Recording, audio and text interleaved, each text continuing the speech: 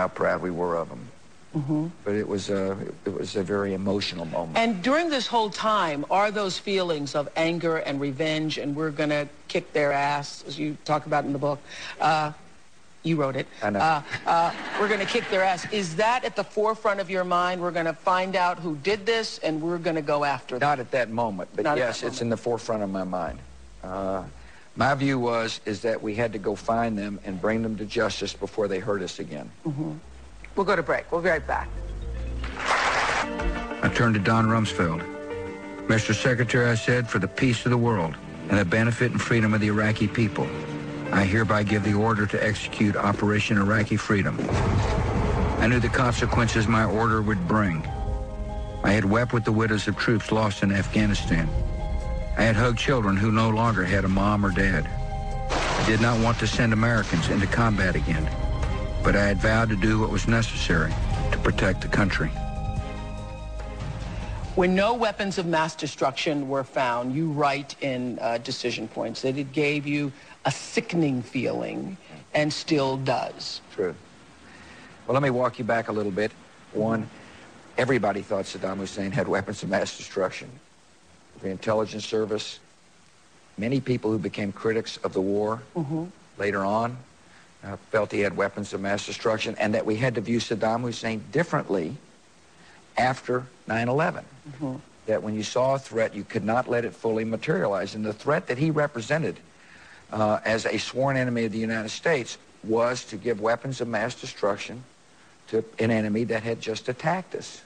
And so a lot of people were concerned about it. And when we didn't find weapons, I felt terrible about it and sick about it, and still do, because a lot of the case in removing Saddam Hussein was based upon weapons of mass destruction. We wouldn't have gone to war had there not been a case for weapons of mass destruction. Well, he was a threat. The interesting thing that happened after he was removed is they sent, we had a team of inspectors go in who reported that he was equally dangerous.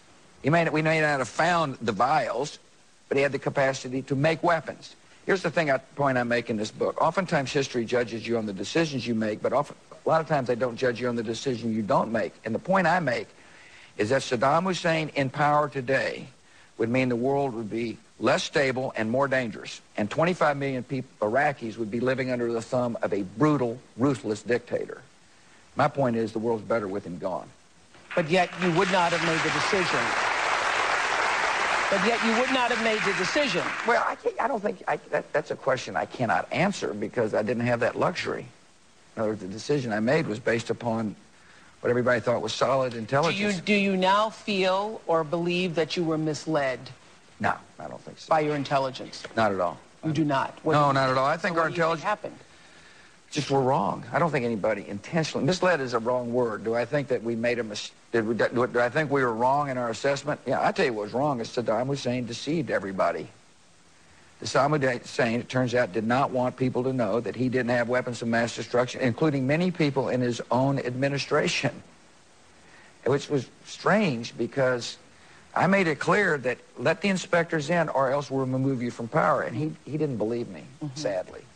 4,421 of our troops now gone. Yeah. How heavily does that weigh on you?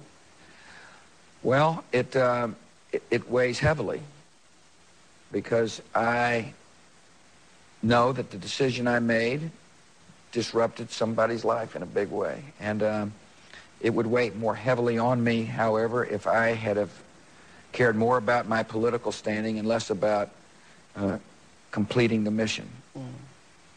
You talk about the woman Val, where you met with her. Yes. She wrote me a note. I met her kids, and I'm kind of a weeper, as you may be able to tell. And I did everything I could not to weep in front of her children, because I wanted their children to have the memory of the commander-in-chief saying, your father's a hero, not a weepy commander-in-chief. So I fought back the tears, and she handed me a note that said, John did his job, now you do yours. We'll be right back.